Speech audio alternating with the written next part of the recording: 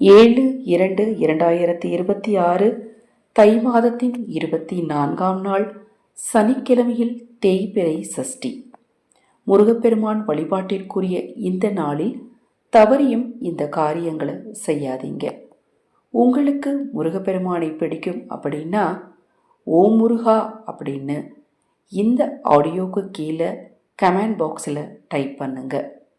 இந்த நாளில் எண்ணெய் தேய்த்து குளிக்கக்கூடாது, முடிவெட்ட நகம் வெட்டக்கூடாது, அசைவ உணவு சாப்பிடக்கூடாது, இரும்பு பொருட்களை யாரிடமும் இருந்து கடனாக பெறக்கூடாது. மறந்தும் இந்த காரியங்களை செய்தால் தரித்திரம் உண்டாகும்.